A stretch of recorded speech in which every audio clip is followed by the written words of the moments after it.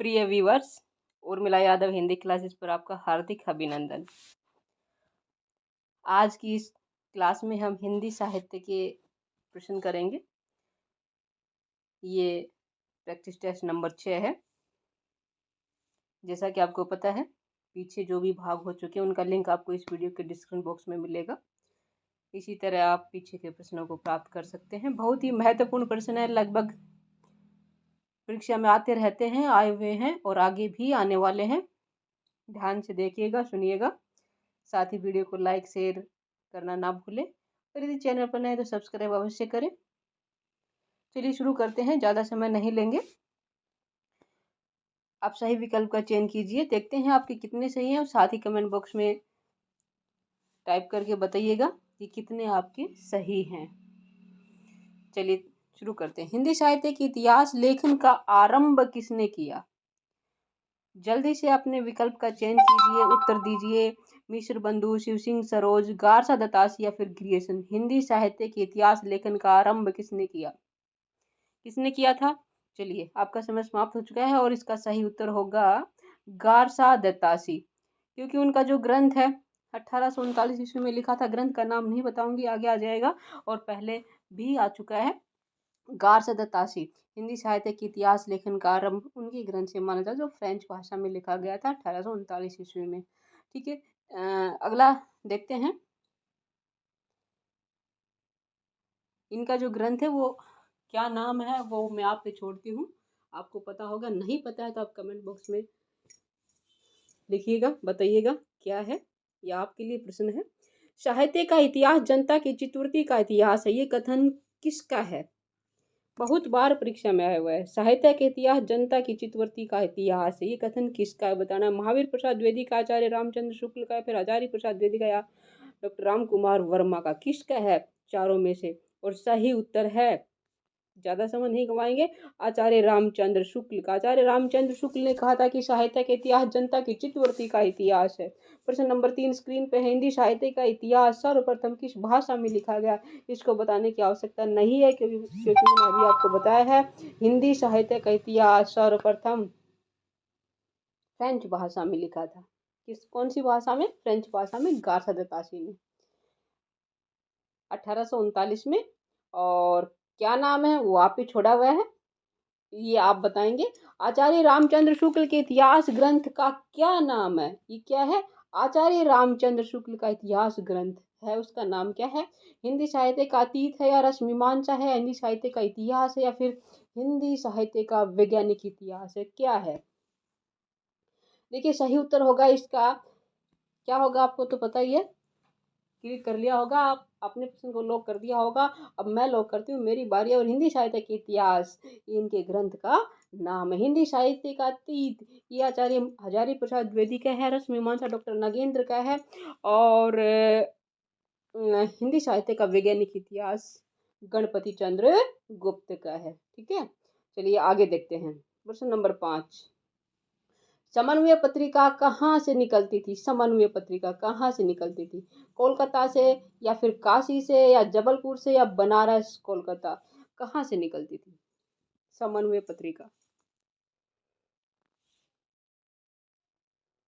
चलिए, समय समाप्त हुआ और समन्वय पत्रिका निकलती थी कलकत्ता से। कहाँ से? कलकत्ता से। समन्वय पत्रिका कैसी पत्रिका थी? अर्धवार्षिक थी या फिर मासिक थी या त्रैमासिक थी या साप्ताहिक थी? कैसी पत्रिका थी? कलकत्ता से निकलती थी। अब कोलकाता, पहले कलकत्ता, और ये थी कैसी थी?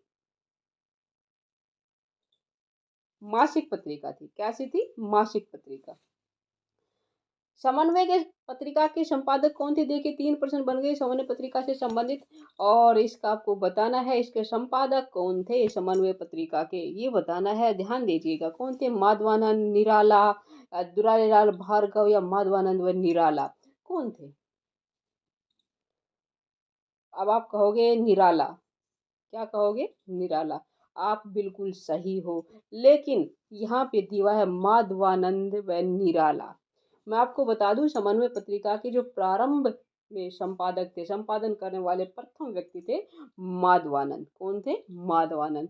उसके बाद निराला जी ने इसका कार्यभार संभाला था। तो इस तरह इसका उत्तर हो जाएगा माधवानंद व निराला। दोनों दे रखे हैं तो हम क्या करेंगे? माधवानंद व निराला। ठीक है, अभी तक हमने पढ़ा था कि निराला इसके संपादक रहे हैं। हाँ बिल्कुल रहे हैं, लेकिन प्रारंभ में शुरुआत में इसके जो संपादक थे वो माधवानंद थे। ठीक है, तो अगर दोनों ऑप्शन में है तो फिर हम माधवानंद व निराला करेंगे। चलिए प्रश्न नंबर 8 स्क्रीन पे है। हिंदी साहित्य के इतिहास लेखन की सबसे अच्छी पद्धति कौन सी है? 4 पद्धति हैं, चारों में से सबसे कौन सी अच्छी है बताने? वर्णानुक्रम है, कालानुक्रमी है, वैज्ञानिक है, विधेयवादी है। जो सबसे अच्छी पद्धति कौन सी है इतिहास लेखन की, जिसमें इतिहास लेखन हुआ है, हिंदी साहित्य का इतिहास लेखन हुआ है, और सबसे अच्छी पद्धति है कौन सी है? विधेयवादी। कौन सी है? विधेयवादी सबसे अच्छी पद्धति मानी जाती है। अगला है, जॉर्ज ग्रियर्सन व मिश्र बंधुओं ने हिंदी साहित्य इतिहास लेखन के लिए किस पद्धति का अनुसरण किया? किस पद्धति का अनुसरण किया ये बताना है। चलिए इसका देखते हैं क्या होगा। जॉर्ज ग्रियर्सन व मिश्र बंधुओं ने हिंदी इतिहास लेखन के लिए जिस पद्धति का अनुसरण किया था वह है कालानुक्रम। कौन सी है? कालानुक्रम पद्धति का अनुसरण किया था जॉर्ज ग्रियर्सन व मिश्र बंधुओं ने। प्रश्न नंबर 10 स्क्रीन पे है आपका। वर्णानुक्रम पद्धति का इतिहास साहित्य इतिहास लेखन किस विद्वान ने किया था? वर्णानुक्रम पद्धति का इतिहास साहित्य इतिहास लेखन में किस विद्वान ने प्रयोग किया था? आचार्य रामचंद्र शुक्ल, गार्स दत्तासी, शिव सिंह सरोज, या मिश्र बंधु, या फिर ग्रियर्सन। किसने किया था ये बताना है। चलिए इसका भी देखते हैं। और क्या होगा आपका? अभी चेंज कर लिया होगा आपने चेंज। तो क्या होगा इसका सही उत्तर? गारसा दत्तासी व शिव सिंह सेंगर। गारसा दत्तासी व शिव सिंह सेंगर ने वर्णानुक्रम पद्धति का पालन किया था। इस पद्धति में अपना इतिहास लेखन किया था। प्रश्न नंबर 11 स्क्रीन पे। हिंदी साहित्य का सर्वप्रथम इतिहास ग्रंथ कब लिखा गया था? ये प्रश्न आपको बताने की आवश्यकता नहीं है और इसका सही उत्तर है 1839 में गार्स दत्तासी ने लिखा था फ्रेंच भाषा में। कौन सा लिखा था मैं पहले बता चुकी, ये आपका प्रश्न है, आप इसको हल करेंगे। अगला है, इतिहास केवल घटनाओं एवं अन्वेषण एवं संकलन मात्र नहीं है, अपितु उसके भीतर कार्यकरण श्रृंखला विद्यमान है। ये कथन किसका है? फिर से सुनिए। इतिहास केवल घटनाओं का अन्वेषण एवं संकलन मात्र नहीं है, अपितु उसके भीतर कार्यकरण श्रृंखला विद्यमान। ये कथन किसका ये बताना है। 4 विकल्प है। हीगल है, डार्विन है, तेन है, मार्क्स है। किसने कहा था? ये परीक्षा में आया हुआ प्रश्न, बहुत ही इंपॉर्टेंट है, आगे भी आ सकता है। और ये कथन है किसका? हीगल का। किसका है? हीगल ने कहा था कि इतिहास केवल घटनाओं का अन्वेषण एवं संकलन मात्र नहीं है, अपितु उसके भीतर कार्यकरण श्रृंखला विद्यमान है। हीगल। प्रश्न नंबर 13 है। उस इतिहास ग्रंथ का नाम बताइए जिसमें लगभग 5000 कवियों का विवरण दिया गया। कितने कवि हैं? 5000। कौन सा ऐसा ग्रंथ है जिसमें इनका वर्णन दिया गया है? शिव सिंह सरोज, हिंदी साहित्य का इतिहास, मिश्र बंधु विनोद, या हिंदी साहित्य का अतीत। और इसका सही उत्तर है शिव सिंह सरोज। शिव सिंह सेंगर का ग्रंथ है शिव सिंह सरोज। इसमें लगभग 5000 कवियों का वर्णन है, विवरण है। नागरी पंचाणी सभा द्वारा प्रकाशित हिंदी साहित्य के वृत्त इतिहास के कितने खंड हैं? ये बताना है। नागरी पंचाणी ने हिंदी साहित्य का वृत्त इतिहास प्रकाशित किया था। कितने खंडों में? 15 में, 12 में, 18 में, या फिर 10 में। और सही उत्तर होगा क्या होगा? 18। 18 खंड हैं इसके। हिंदी साहित्य इतिहास नामकरण की दोहरी प्रवृत्ति का आरंभ किसने किया था? दोहरे नामकरण की प्रवृत्ति का आरंभ किसने किया था? आचार्य हजारी प्रसाद द्विवेदी, या आचार्य रामचंद्र शुक्ल, या फिर महावीर प्रसाद द्विवेदी, या फिर डॉक्टर नगेंद्र। किसने किया था? और इसका सही उत्तर क्या होगा आपकी तरफ से? जल्दी से बताइएगा, लॉक कीजिएगा। चलिए अब मैं लॉक करती हूँ, ज़्यादा समय नहीं गवाएंगे। और आचार्य रामचंद्र शुक्ल है इसका दोहरी नामकरण की प्रवृत्ति का प्रारंभ करता। प्राकृत के सबसे प्राचीन व्याकरण है, यानी कि व्याकरण के रचयिता। प्राकृत भाषा में सबसे प्राचीन व्याकरण ग्रंथ के रचयिता कौन है? वरुचि है, या पाणिनि है, या कामता प्रसाद है, या फिर हेमचंद्र है? और सही उत्तर है क्या है? कौन है? पाणिनि नहीं, प्राकृत भाषा। क्या है? प्राकृत भाषा के सही उत्तर होगा वरुचि। ठीक है, वरुचि प्राकृत भाषा के सबसे प्राचीन व्याकरण है।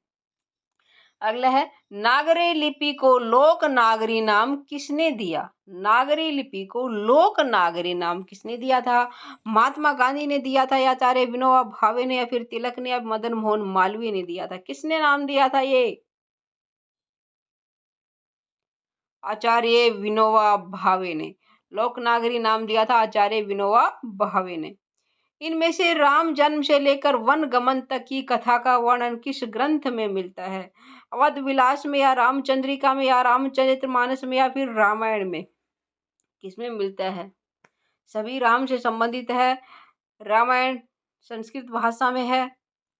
महर्षि वाल्मीकि द्वारा रचित रामचरितमानस गोस्वामी तुलसीदास अवधी भाषा में, रामचंद्रिका केशव दास की है खड़ी बोली में, अवध विलास लाल दास की है।